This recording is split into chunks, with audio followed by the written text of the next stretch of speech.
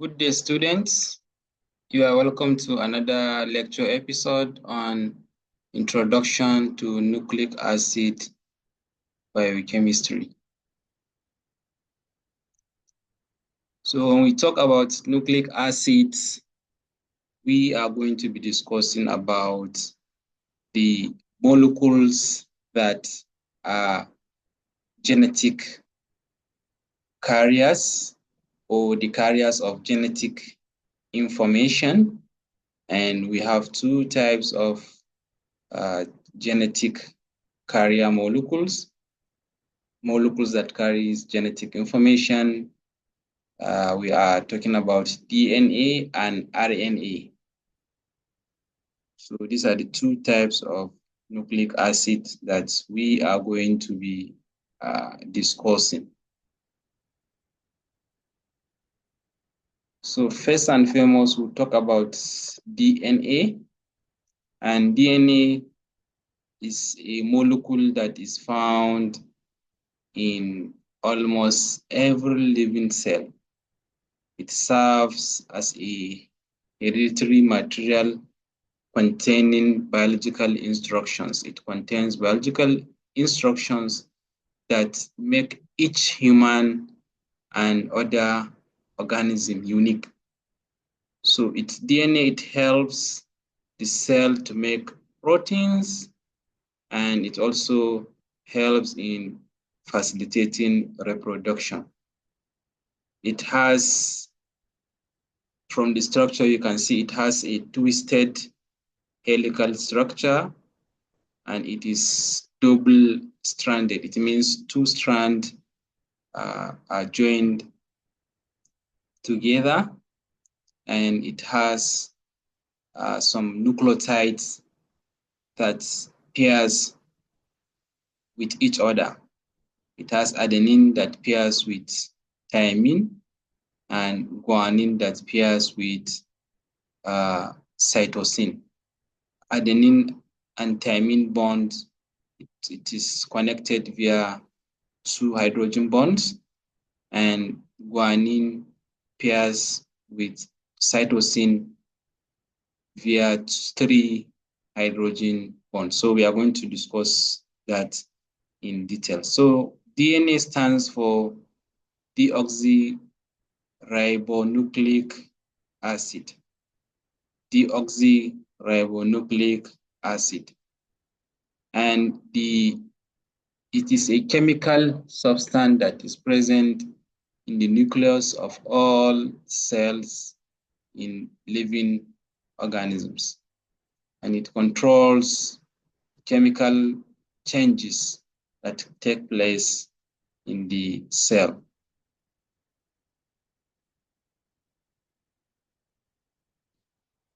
So cells in the body, different cells specialize to form different tissues. And for each of those cells, when we talk about myocytes, these are cells that are found in the muscles.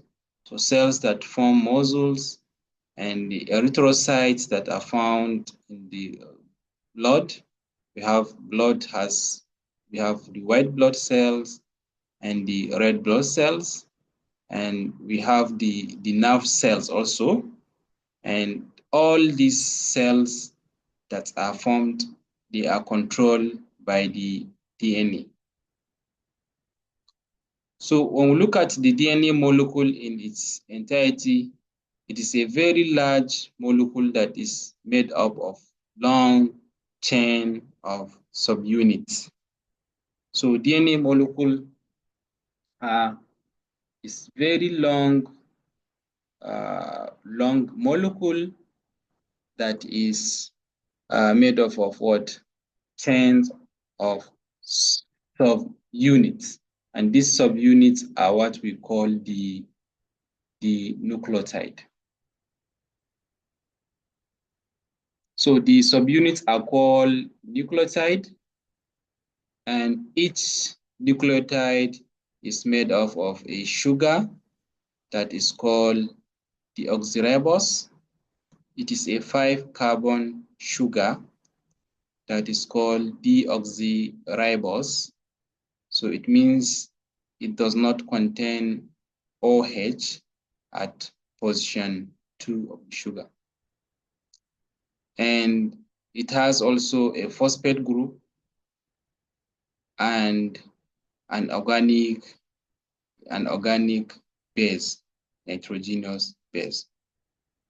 So nucleic acids and nucleotides. When we talk about nucleic acids, we are generally referring to the DNA and the RNA. DNA, deoxyribonucleic acid, and RNA, it's ribonucleic acid. They are the carriers of what? Genetic information. And the nucleic acids, they are biological polymers that are made up of nucleotides. And they also have pentose sugars, aldopentoses, that are linked to the purine or pyrimidine base and also a phosphate group. So when we say purine molecules,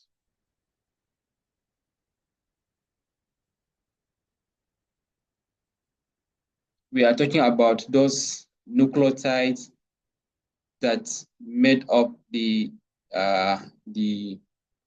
that's made up the cells. That is the building block of the DNA.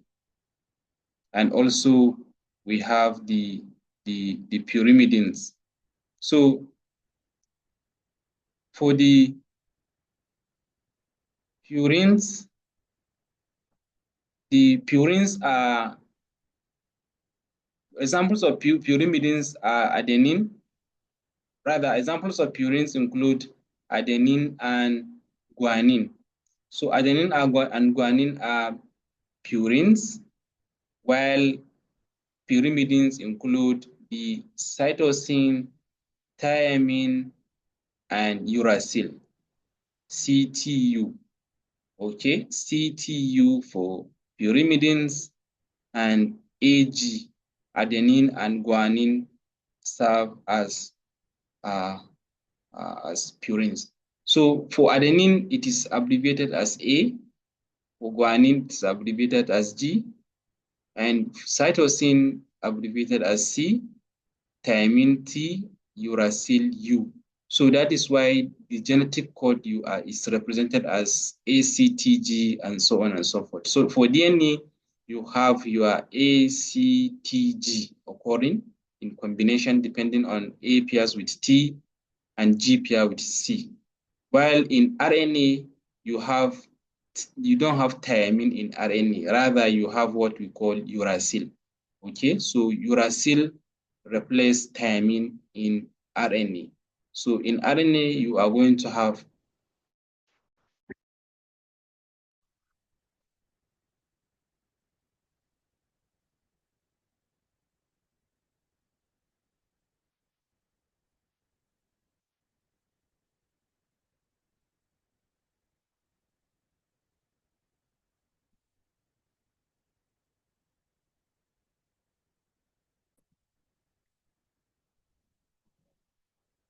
the sugars that are found can be either the ribose or the deoxyribose, as in the case of DNA or as the case of RNA or DNA, respectively.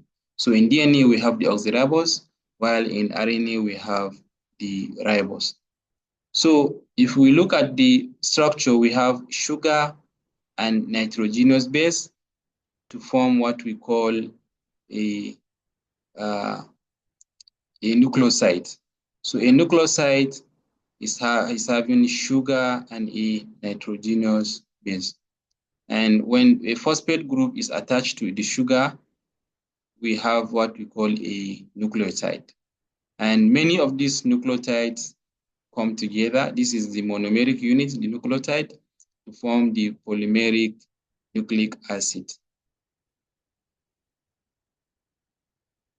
So the heterocycles that are found in DNA and RNA, we have the adenine, guanine, cytosine, and thymine that are found in DNA, while in RNA we have uracil in place of thymine. And structurally, and this is how they look like.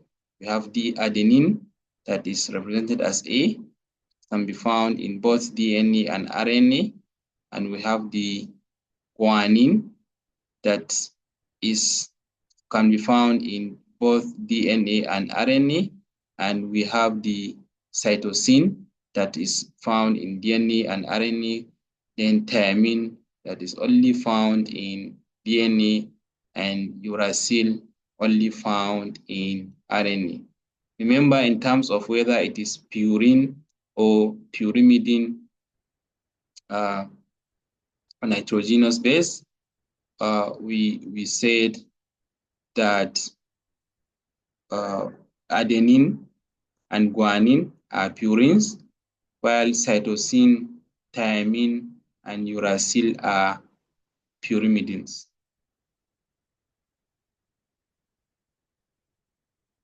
So the deoxyribonucleotides that are found in DNA.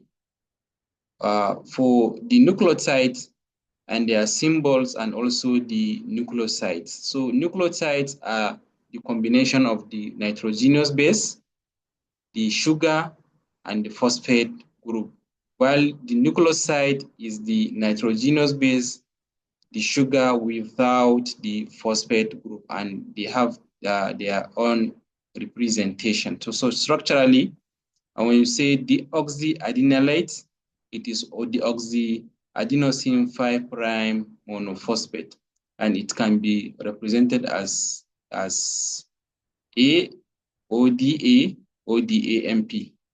Okay, so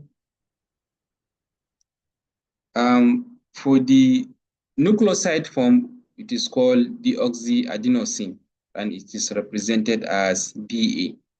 For the next one, it can be represented as G, DG, or DGMP. That is deoxyguanylate or deoxyguanosine 5' monophosphate. And the nucleoside is deoxyguanosine and represented as DG. So also for the thymine, you have DT. For the deoxythymidine as the nucleoside. So also DC for the deoxycytidine for cytosine nucleosides, and you have the different nucleotides here represented.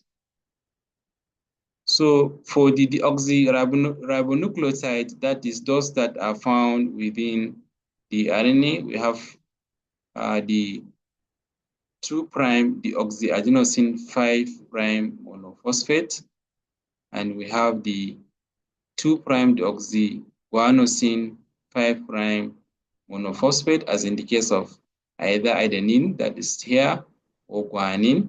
And if it is cytosine, we have 2' deoxycytidine 5' phosphate, and we have for thymine is 2' deoxythymidine 5' phosphate. So they are found in the DNA. Okay, they are the deoxyribonucleotides. They are found in the DNA, while here the deoxyribonucleotides that are found in the DNA also.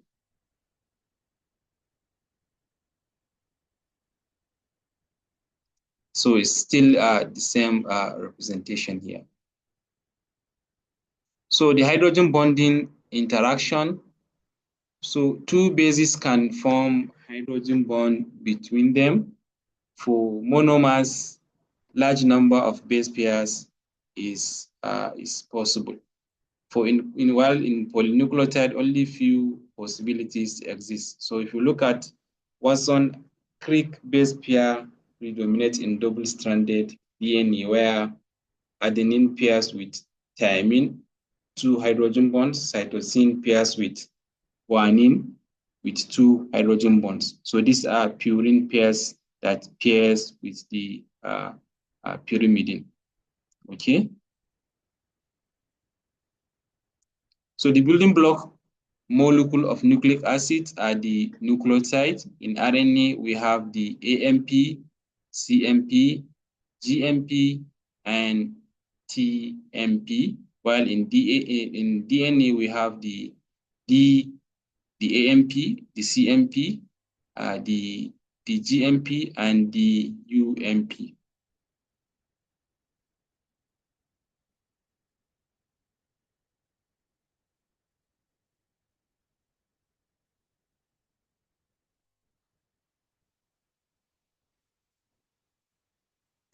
So functions of nucleotides and nucleic acids. So nucleotide functions, they function in for energy metabolism, where ATP is the energy currency, that's the universal energy currency, and all living organisms utilizes energy in the form of ATP, and they are found in enzyme cofactors such as adenine, nicotinamide adenine dinucleotide, which serve as a cofactor for some enzymes, and also in signal transduction, such as cyclic AMP. So for nucleic acids they functions in form of storage of genetic information in DNA, transmission of genetic information in messenger RNA, in processing of genetic information, ribozymes and protein synthesis, where you have tRNA transfer RNA and ribosomal RNA. So the linkage between the molecules is in form of phosphodiester linkage or phosphodiester bridge.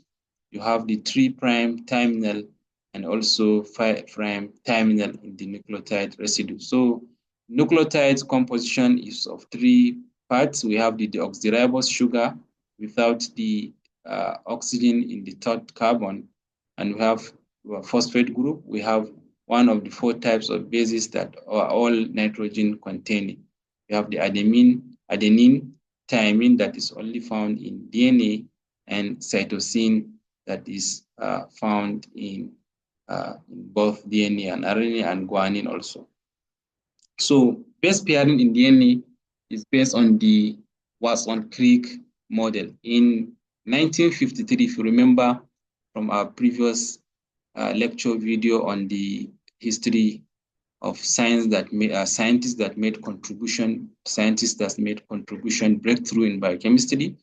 You remember in 1853, Watson and Crick, they noted that DNA consists of 2 polynucleotide strands running in opposite direction, and they coil around each other in a double helix. And the strands are held together by hydrogen bonds between specific base pairs. And adenine and thymine form strong hydrogen bonds with each other, okay, in 2 hydrogen bonds with each other, but they don't form hydrogen, means A do not pair with G or C, and T do not pair with C or G. Rather, C pairs with G. So G and cytosine and guanine form strong hydrogen bonds between each other, but they do not form hydrogen bonds between G and A, or GT, or C and A, or C and T. So the GC hydrogen bond is 3, while the AT hydrogen bond is 2. And the difference in the strands are that the strands of DNA are complementary because of hydrogen bond. And wherever G occurs in one strand, a C occurs in the other opposite strand, okay? Because you remember the double helical nature of the DNA, okay? So in the double-stranded, one strand of the DNA, if A is there in one strand, opposite to it that they form the hydrogen bond, you must see a T that is going towards the opposite direction. So when an A occurs in one strand, a T occurs in the other strand, as simple as that. So if you look at the base pairing and the arrangement, the phosphodiester linkage is in 3', 5' direction. So look at the phosphate bridge here, phosphodiester bridge here, okay, that link one nucleotide to another to form a continuous polymeric unit DNA. So the primary structure of nucleic acid is that you have a nucleotide, phosphate group, sugar, and a nitrogenous base that forms that reacts with another link with another nucleotide with the formation of an ester bond to form phosphodiester bond. So you have the 5' OH, sorry, the 3' OH of one nucleotide form a bond with the oxygen or the phosphate group of another molecule of the nucleotide in the 5' position. So you have what? The 5' free 5' phosphate that is ready to be attached to another nucleotide that is having the OH 3', and you have what? Free OH here, free hydroxyl group that is ready to attach to another 5', free 5' phosphate of another nucleotide. So that is how the molecule builds up, the polymer builds up. So the primary structure of nucleic acid is the what? Nucleotide sequence. And the nucleotides in nucleic acid are joined by phosphodiester bond, and the OH 3' OH of the sugar in one nucleotide forms an ester bond to the phosphate group on the 5' carbon of the other sugar that is next in the nucleotide. So generalized structure of DNA looks like you have 5' free 5' phosphate group at the end, and you have the phosphate group, the sugar attached to the base, and the phosphate group attached in the next nucleotide, and you have the phosphate group sugar base and the 3' end free. Okay, so this is how it looks like, similar to what we demonstrated. So the reading primary structure looks like this, where you have A, and you have C here, you have G, you have T, and what? You have the in 5', 3' direction, or 3', 5' direction. And for the next strand, it will be the 3', 5' direction. So a nucleic acid polymer has a free 5' phosphate group at one end and a free 3' OH group at the other end. The sequence is read from the free 5' using the letters of the bases. From the free 5', you have A, C, G, T. That's how you read it, from 5' to 3'. And this example reads as what? 5' A, C, G, T, 3'. That is how the sequence read. Example of DNA primary structure, the deoxyribonucleic acid here, free 5', okay? And you have the adenine here. Adenine is here, while here is cytosine.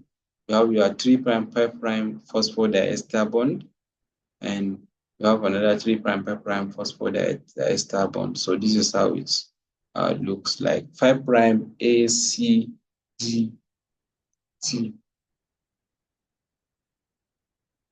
3'. So in the DNA, we have A, C, G, T are linked by 3', 5' phosphodiester bonds between the deoxyribose and the phosphate group. So nucleic acid structure, the polymerization looks like this. Okay, you have your A, G, A, adenine, guanine here, adenine here, thymine, and cytosine here. And you have the 3,5' phosphate end here, and the 3' or hydroxyl group free here. So you have a sugar phosphate backbone, and you have the nucleotides, and it looks like this in DNA and also in the RNA. So you remember in DNA you have what? The deoxyribose, while in RNA you have the ribose. So the sequence can be described as to be said is a chain that is from 5' end, identifying the bases in order of their occurrence using the abbreviations A for adenosine, G for guanosine, C for cytidine, and T for thymidine, or U for uracil in RNA. And typical sequence is written as T, A, G, G, C, T. So properties of DNA, it's a double helix. It's a double helix. It's double helical nature, and the strand of the DNA is antiparallel. It means one strand is opposite to the other strand. If one strand is going from 5' to 3', the other strand will go in 3', 5' direction. With G pairs with C, can see G pair with C with 3 hydrogen bonds, and A pairs with T with 2 hydrogen bonds. And the strands are complementary. There are hydrogen bond forces, okay?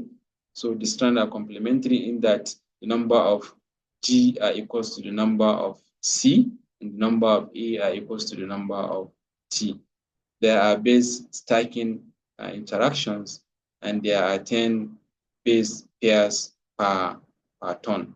Before each turn, because it's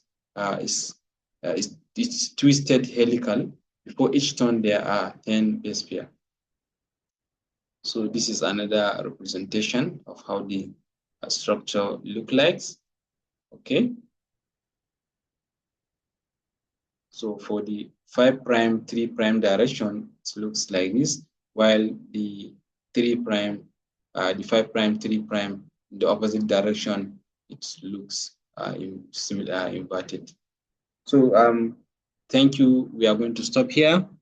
When we come next, we will discuss more on the possible combination and also the more explanation. So if you have any question, you can drop it at the comment section, and you are going to be covered and it's going to be addressed. Thank you. See you in the next video.